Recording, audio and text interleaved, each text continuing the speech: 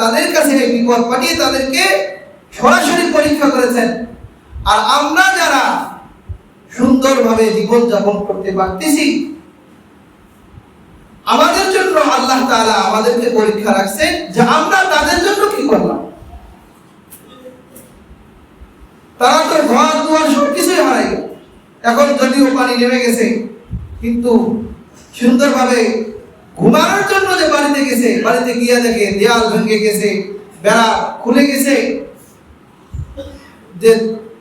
যে ছাদ ছিল বাড়ির টিন সেটা ধসে পড়ে গেছে, যে সেখানে আশ্রয় নেওয়ার মতো কোনো কি নাই, স্থান নাই, এমন পরিস্থিতি হয়ে গেছে।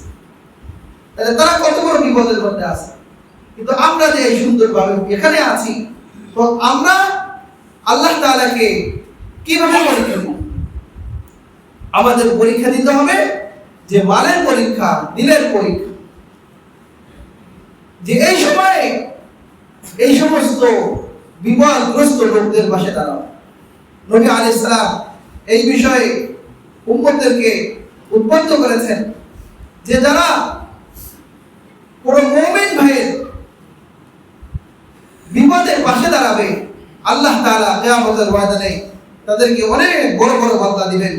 নবীজি বলেছেন, মান নাফাসা আন মুমিন কুরবাতাম মিন কুরাবিদ দুনিয়া নাফাসাল্লাহু আনহু কুরবাতাম মিন কুরাবি ইয়াউমিল কিয়ামাহ।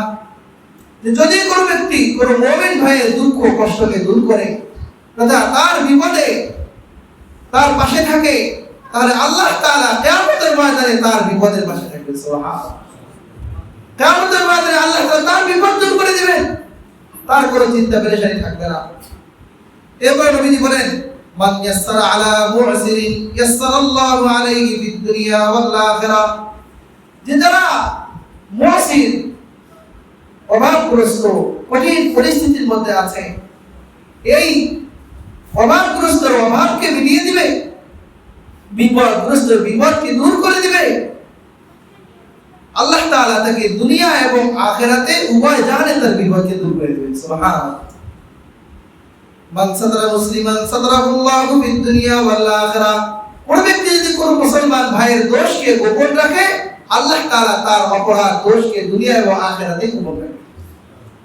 আর আমি একজন একটা অপরাধ পেয়ে গেলাম, এটা নিয়ে ট্রোল করলাম, এটা নিয়ে উপহাস করলাম, এটা নিয়ে সারা দুনিয়াকে আমি জানাই দিলাম, তাহলে যেটা দরকার ছিল এটাকে গোপন করা, হ্যাঁ সে যদি সবচেয়ে বড় অপরাধী হয়, এটা যদি জুলুম হয়, যেরকম আমাদের রাষ্ট্রের বড় বড় নেতাদেরকে ধরে তাদের অপরাধগুলিকে ফাঁস করা হচ্ছে, তারা কত বড় চোর ছিল, কত বড় ডাকাত ছিল, তারা মানুষের রক্ত চুষে কিভাবে তারা বেগম পাড়ায় বাড়ি কিনেছে, এইগুলো ফাঁস করা হচ্ছে। এগুলো কোনো গুনাহ না, এটা দরকার আছে।